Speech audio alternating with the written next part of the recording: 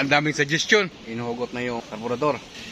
Tumutulog guys yung gasolina. Kailangan itapon nyo yan. Mga latak-latak yan eh. Kaya ayusin yung karburador kasi pag umandar yung motor niya parang bus. Kalakal dito, karburador! Tingnan namin yung galing namin kung mababalik namin ng maayos yung karburador. Hirap na tatanggalin. Sige, basta mo. Yan. Ayan naman pala eh. Baka may nakasabit pa yan. Ito nga, yung gas nga. Yun, natanggal na. Natanggal na yung karburador. Ayun na.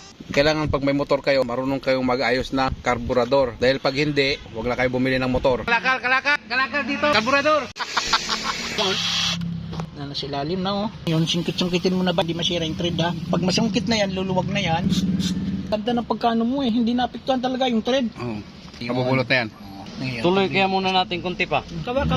Sige. Baka maputol. O yan, okay na? Lagay mo, sukatin mo. Ito lagpas na to eh. Wala pa! Ito yun eh. Kunti pa siguro bay. Ano? Yan, pwede mo na singkit-singkitin. Kailangan hindi maputol yun ha. Singkit-singkitin mo. Muna yung grinder to, nasa taas eh. Yan na yan talaga. Sukat mo ulit. Hindi na yun eh. Uy, mahaba pa eh. Mahaba pa siya bay. Tirahin pa natin. Pag di pa rin siya dyan natanggal, palit ka ng karburador. Bili ka lang ng karburador, bago. Maano na. Ito so, preto naman sa gamit, kaso mahirap tanggalin. Pag kumasya to, Huwag masira ang thread yan. pasilip ako bay. Baka matamaan yung thread din eh. Sige. Babasagin niya oh. Ngayon na lang, pagtyagan mo na yun. Babaklasin mo talaga yan. Tingnan mo na ako, sukatin na maayos. Tingnan mo dyan, konti pa. Parang nawawalan ako ng pag-asa. Wala, walang pag-asa, yun ang pag-asa. Kalakal! Dahil kay Bayon nyo, lumalakas ang loob ko eh. Talagang bubutasin mo yan, hanggang sa matanggal yan. Matanggal hanggang sa thread yan eh. Matanggal na nga yan.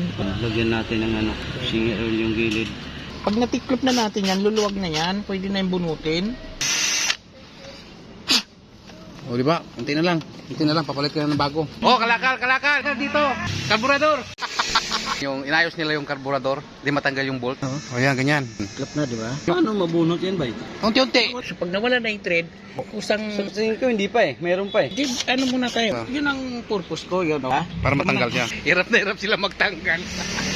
Sige, barinahin mo. Wala siyang service bukas, Monday. Wala siyang motor. Pag di niya naayos yan ngayon, papalitan niya ng needle to eh. Papalitan niya ng karayo ng karburador. Eh hindi matanggal. Barina sila ngayon. Oh. Ang ibig kong sabihin, Kahit malaki-laki, idudulas niya pa rin to.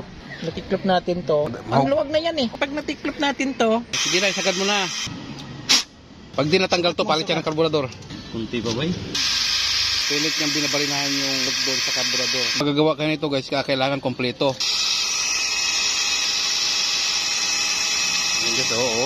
kumuha ka ng matulis, itabi mo na tabi dandahan para lumuwag yung bolt doon. Kusa na lang bubunot. Pag yan, wag! Silyo lang ang Oo. makapal siya ba, hindi siya matutupi. Hindi rin lalalim dun sa pinakadulo. Nandun ang thread sa dulo ba eh. Yan o. Oo. Eh hanggang dyan lang sa bungad. Nasisilip pa sa ilalim. Hindi kaya. Ayan, barinahin mo ulit. Pupok natin dyan.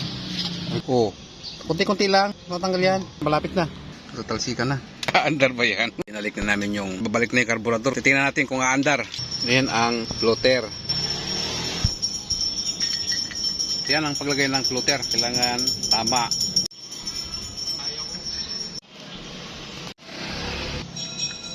Wala bang gasket yan? Meron. Yan o. Yan. Lalabas ng gasolina. Pera ba? Iwan mo muna isa. Matanggal yung rubber na yan. Hindi yan matatanggal. Yan, ganun muna siya. Linis ng karburador. Muna itong kabila. Yan, mandar na yung motor.